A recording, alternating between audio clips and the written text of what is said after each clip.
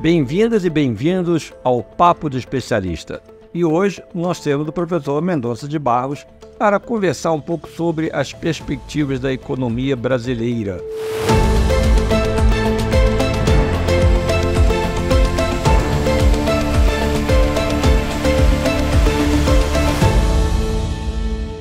A gente sabe que o Brasil tem sido favorecido por um cenário internacional relativamente benigno para a gente, juros que não são nem muito altos nem muito baixos, preços de commodities que não são nem muito altos nem muito baixos, eles não contribuem para a inflação mundial nem para a inflação brasileira, mas ao mesmo tempo permitem o nosso produtor vender com muita tranquilidade, margens bastante interessantes e, inclusive, no caso da agricultura, foi o carro-chefe do primeiro trimestre, como reconhecido até pelo Banco Central na ata de junho de 2023. O que a gente pode esperar nesse cenário também, olhando tudo que já aconteceu desde o começo do ano, desde que entrou o novo governo, tem o nosso arcabouço fiscal. O que esse conjunto de fatores pode sugerir em relação ao segundo semestre e também em relação a 2024. Se a gente pegar 15 de janeiro como um ponto de partida, eu diria que as expectativas dos agentes do mercado naquela ocasião seriam de um governo politicamente forte, mas de uma política econômica muito preocupante. Havia muito pessimismo no ar. Veja que curioso, 5 meses se passam e o cenário é exatamente o oposto daquele de 15 de janeiro. Claramente o governo tem pouca força no Congresso, tem dificuldades para montar e operar uma agenda, portanto relativamente fraco.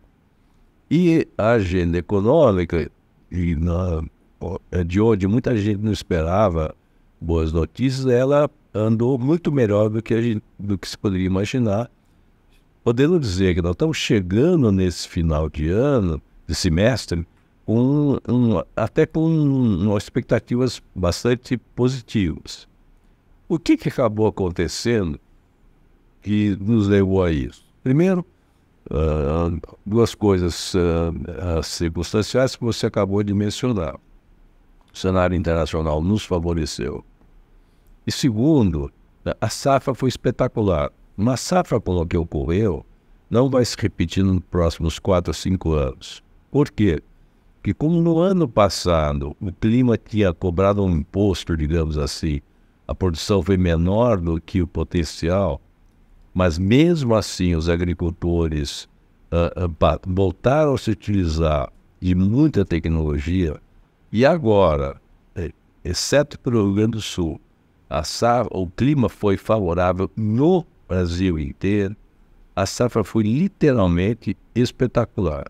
Saí de 265 milhões de toneladas de grãos para 320, que é o que a gente pode por esse ano, é algo que não ocorre em país nenhum do mundo. Nem na agricultura americana você tem esse tipo de salto que nós tivemos. Produtividade muito alta, produção muito alta também. Isso é mérito do setor agrícola e do ponto de vista do país é uma circunstância do clima muito favorável. Então nós tivemos em quase choque positivo, do qual você mencionou aqui agora. Então essa combinação de um cenário externo melhor com um choque positivo agrícola foi muito positivo.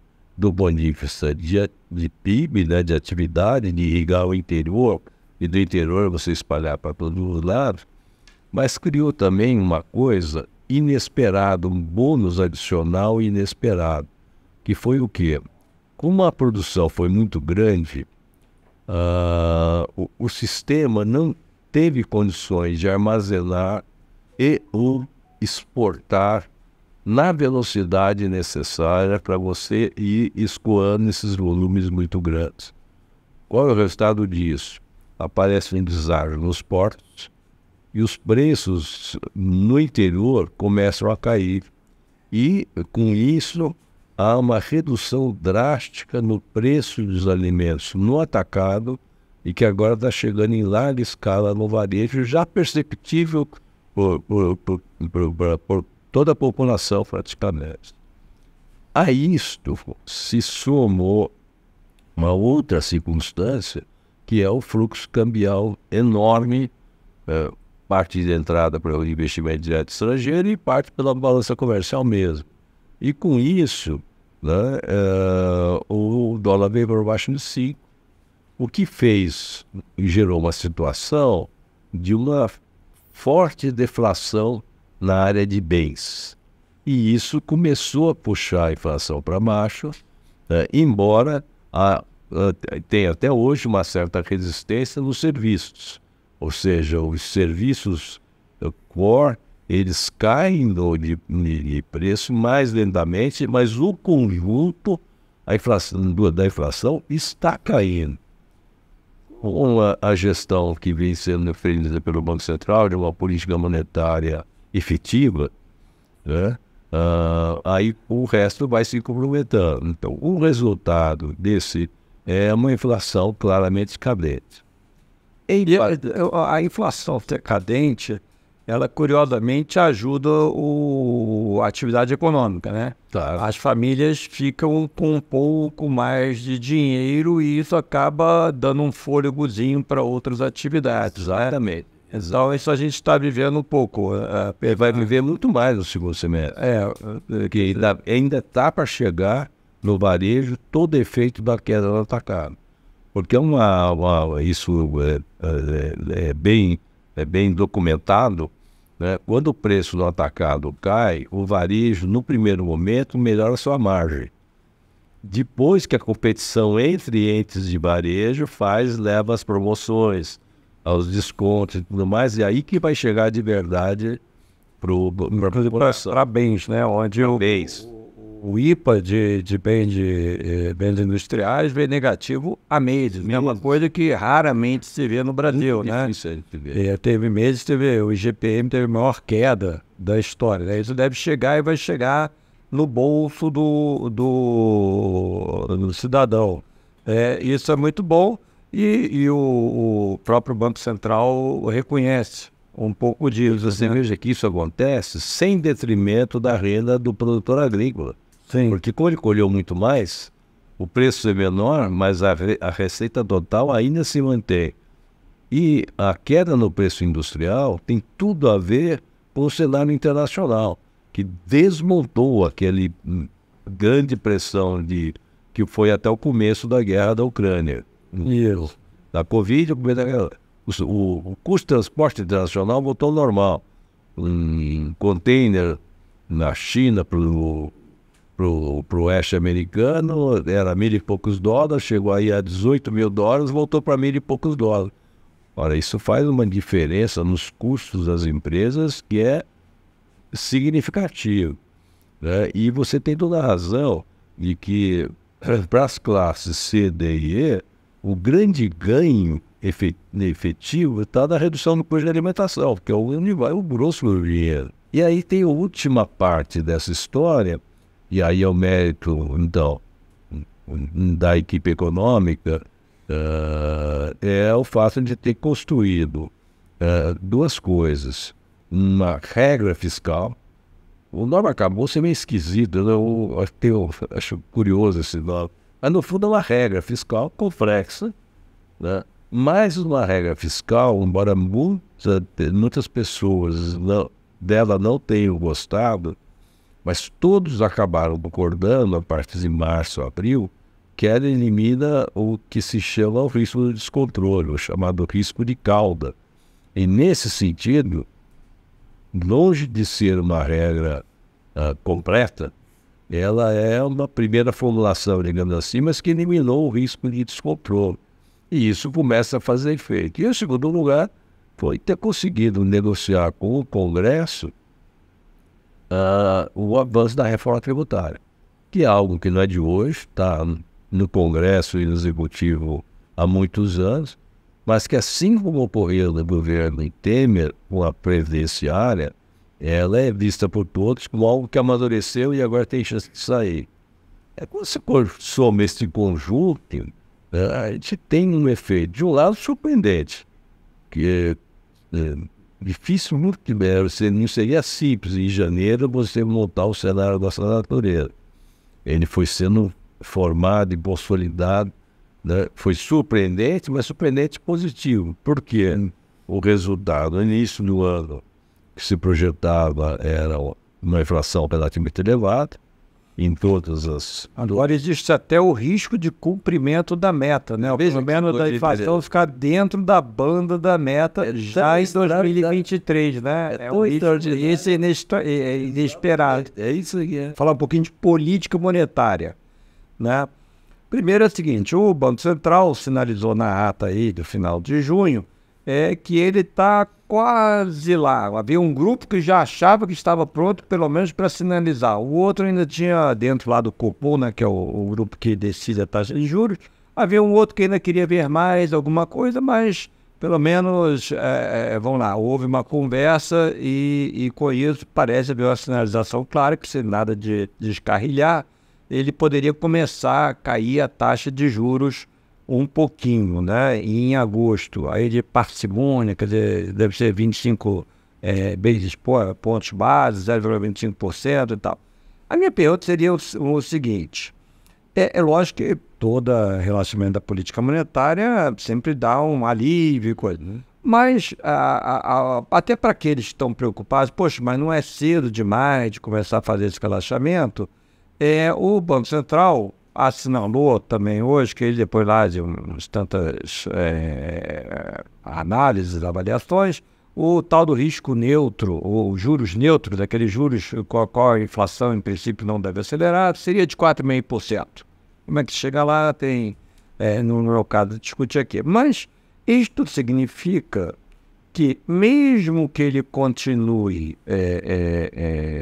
que ele venha baixar a taxa de juros, e até baixe a velocidade, 0,5% ao mês, a cada reunião, quer dizer, ou 1% a cada 3 meses, isso significa que ele ainda vai estar com a política monetária contracionista, ou como ele chama, no território restritivo, ainda durante bastante tempo, porque a inflação está aí na casa de 4%, 5%, vai virar o ano provavelmente perto de 4%. O juros, se descer, vai estar no final do ano em 11%, da melhor, mais provável, perto de 12%. Então, de 12% para 4% dá 8%, 2 vezes o juros neutro. Então, isso quer dizer que o começo do relaxamento monetário não quer dizer que a política virou expansionista ou nada disso, ou seja, ela vai continuar a ter efeitos de esfriar a economia, manter os preços, ajudar o encaminhamento dos preços, só que não na intensidade que está agora. Não quer dizer que você passou por uma política de expansão, né? Essa é uma leitura que a nossa audiência aí pode se levar, absorver ou entender como assim, ou haveria algum reparo aí? Não, eu acho que é isso mesmo. Acho um bom ponto que você faz. Porque nós estamos saindo num nível tão alto, né, que sendo cuidadoso e lento, necessariamente vai levar mais tempo, né? E é basicamente isso, e isso é verdade. O que de alguma forma ameniza isso é que o mundo das expectativas ele tende a se formar e eventualmente a facilitar essa queda, pode facilitar o próprio trabalho do Banco Central de mais adiante começar a ser menos cauteloso em baixar, mesmo que se entenda que está consolidando. Acho que na verdade o importante nesse momento quando é o primeiro passo. né? Até porque depois as coisas dependem um pouco dos dados. Mas tem uma margem para você continuar cortando com muita insegurança, né? Quer dizer, quando chegar lá em 9, 10, aí começa a se perguntar opa, é para continuar ou não. Mas, ou seja, uma descida até abril, coisa assim, é razoável se imaginar. Totalmente. E com efeitos cumulativamente de apoio à economia, né? Ou seja, ajudando 2024 a ser um ano positivo. Eu até, se me permite, fazer um comentário, que nós temos feito uma análise aqui no banco, e até publicamos aí algum material disso no nosso relatório semanal, que é o seguinte, quando a taxa de juros passar de um certo patamar, ela provavelmente vai ajudar a destravar o crédito pessoal, particularmente o crédito consignado, que tem menos risco, ele é garantido, né? Mas é um crédito consignado que tem um teto. Então, quando a taxa de juros passar abaixo desse teto, vai ser possível refinanciar muitos desses empréstimos, trazendo dinheiro para as famílias, como eles chamam lá no jargão, é o troco, né? Você vê quanto é que, com os juros mais baixos e um prazo maior, quanto é que sobra dentro da capacidade de pagamento do tomador. E esse troco significa que ele pode receber. Nós estimamos que essa injeção de recursos pelo crédito, com a taxa de juros mais baixa, pode chegar a 50, 60 bilhões só nessa modalidade de crédito. Então, isso pode ajudar o consumo e a retomada da economia em 2024, dependendo menos das exportações. Vamos continuar tendo boas exportações, mas não vai ser só isso que anda na economia. Vai ser um crescimento mais equilibrado, que inclusive depois, se continuar, não for ameaçado, também vai acabar criando um incentivo para voltar o investimento, né? Esse parece um cenário interessante para o ano que vem. Inflação baixa, um crescimento mais distribuído e um pouquinho mais de folga para as famílias. Eu adicionaria que nesse caminhar da taxa de juros, essa coisa, muitos projetos de investimento adicionais serão postos para ir adiante. Claro. Tem especialmente aquilo ligado à energia alternativa, descarbonização, a muitas dessas coisas. Então, caminha para uma coisa mais espalhada.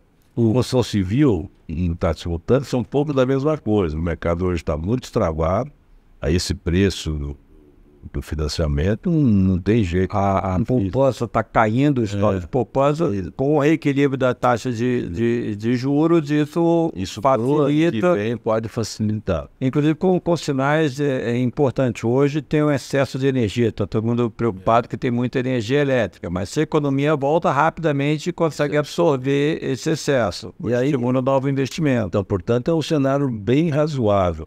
Porém, eu queria fazer uma ressalva que é ótimo que nós estejamos conversando de uma coisa essencialmente construtiva, porque eu acho que ela é essencialmente construtiva, mas, ao mesmo tempo, para as pessoas sempre ficar alerta que nós ainda temos que enfrentar, com sucesso, uma segunda questão, se é para dar certo. Porque nós temos até agora, e esse cenário nós estamos colocando assim, auxiliados por algumas coisas bastante razoáveis aí de política econômica, cenário internacional, agricultura, etc., nós conseguimos mover o veículo que estava meio entalado, digamos assim, na lama.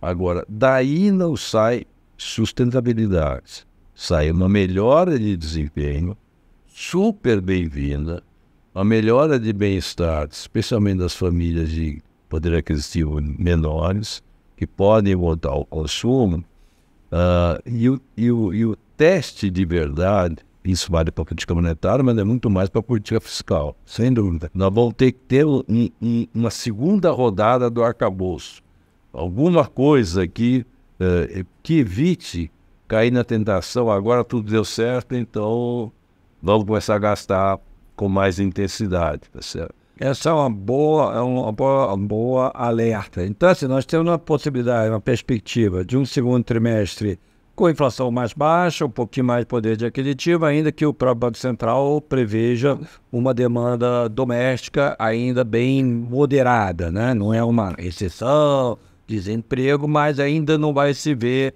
um crescimento. A gente vê a taxa de juros caindo, significa a renda fixa já antecipou uma boa parte disso. Quem está na renda, no pós-fixado, vai ver o seu rendimento caindo um pouquinho, mas ainda bastante generoso, tá certo? E, como o senhor falou, os mercados se antecipam. Então, a gente já está vendo, por exemplo, a Bolsa de Valor recuperar um pouquinho. E ela pode recuperar, dar mais 15%, 20%, se esse cenário favorável se mantiver, se não houver um pouco de afobação e quiserem levar o carro rápido demais.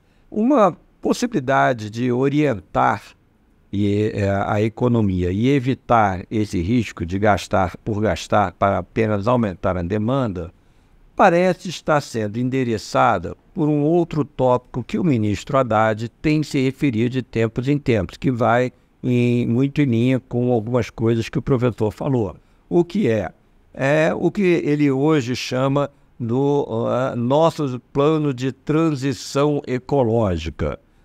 Se é climática, se é energética, o nome não importa. Mas esse eu acho que é o coração deste trabalho aí que a Fazenda está organizando. Envolve, parece que 17 ministérios, algo assim, todo mundo tem alguma coisinha para dizer, mas o Ministério da Fazenda, com auxílio também do planejamento e ainda da indústria, comércio e indústria, está tentando dar uma visão geral daquilo, até para se evitar iniciativas soltas, se imaginar como que vai ser o financiamento disso, como que a gente pode aproveitar aí o crescimento que tivemos nos últimos anos de mercado de capital, tá certo? Para a gente dar esse outro passo. Então, se eu peguei um pouco, o senhor falou assim, vencendo o desafio da inflação e do risco, o senhor falou descontrole fiscal. Parece que isso já começa a trazer benefícios no câmbio, na inflação. O ano que vem, talvez abra essa perspectiva da economia crescer até de maneira mais equilibrada. Mas tem que pensar depois. E essas coisas não se improvisam muito. Então, pode ser interessante a gente até discutir esse esforço aí do Ministério da Fazenda e do governo de modo geral de organizar todas as possibilidades que o Brasil tem, usando essa economia de mercado vibrante que a gente tem e o sistema financeiro, porque o sistema financeiro cada vez é mais comprometido aí com as questões de sustentabilidade climática, etc. Olha, eu virei aqui com o maior prazer para discutir esse tema, porque eu acho mesmo que é o que... Uma coisa é você realmente dar aquela primeira andada, né? Aí, a hora que a coisa está começando a andar, é hora de você botar o rumo mais adequado, porque senão o voluntarismo, nós sabemos, o sistema político é doido para... ajudar.